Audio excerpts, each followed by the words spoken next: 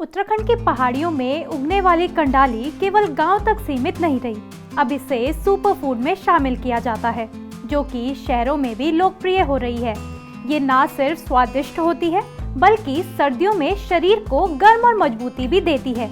लेकिन क्या आपको पता है कि जिस कंडाली को बच्चों को डराने के रूप में इस्तेमाल किया जाता था, वो कंडाली पहले के समय में पहाड़ों के लोगों की भूख मिटाने का भी काम करती थी।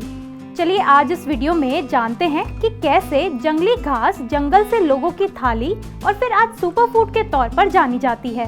नमस्कार, मैं हूं उमा कोठारी और आप देख रहे हैं खबर उत्तराखंड। गढ़वाल में कंडाली, कुमाऊं में सिसुण, इंग्लिश में स्टिंगिंग नेटल और जिसे हम आम बोलचाल में बिच्छू घास भी कहते हैं। इसका नाम सुनते ही बस जलन, खुजली और चुभन याद आती है। और ये सच भी है। अगर इसे आपने बिना किसी ग्लव्स पहने छू लिया तो त्वचा में आग सी लग जाती है। इसके कोई आसपास भी नहीं जाना चाहता। लेकिन मजेदार बात तो यह है कि ये बिच्छू घास पहाड़ों का सुपर फूड माना जाता है। कहा जाता है कि ये पहले के समय में ये गांव वालों की मुश्किल दिनों में सहारा होती थी। दरअसल उत्तराखंड की पहाड़ियाँ दिखने में हमेशा से ही खूबसूरत है, लेकिन यहाँ का जीवन कभी भी आसान नहीं था। हम बात कर रहे हैं उस दौर की जब पहाड़ में सड़कें नहीं थी, बाजार दूर था और सर्दियों में खेतों में कुछ भी खास नहीं रहता था। तब घरों में आज खाने में क्या बनेगा का सवाल एक ही होता था, वो था कंडाली। जंगलों से मुफ्त में मिलने वाली ये जंगली घास कंडाली खाने का साधन बनती थी। दिखने में कांटेदार और हाथों में जलन देने वाली पेट की भूख और सर्दियों में गर्माहट का काम करती थी।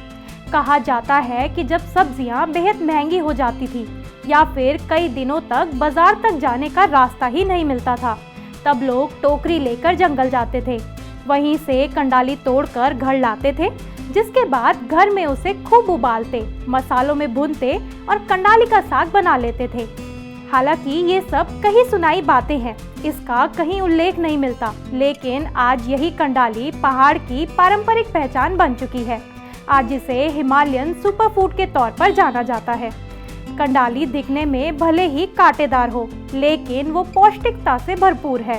कंडाली में iron, calcium, protein, vitamin A और सी इतनी मात्रा में होते हैं कि डॉक्टर इसे पहाड़ी लोगों का नेचुरल मल्टीविटामिन बताते हैं। ठंड के मौसम में कुमाऊं के गांव में इसका साग बड़े ही चाव से खाया जाता है।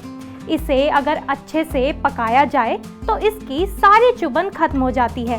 कंडाली से लगने वाली चुभन का वैज्ञानिक कारण भी काफी मजेदार है। इसकी पत्तियों में मौजूद हिस्टामिन और फॉर्मिक एसिड ही जलन का कारण होते हैं। जैसे ही इसे उबाला या पकाया जाता है, ये रसायन पूरी तरह निष्क्रिय हो जाता है। लेकिन इसे तोड़ना भी एक कला है जो हर किसी के बस की नहीं है।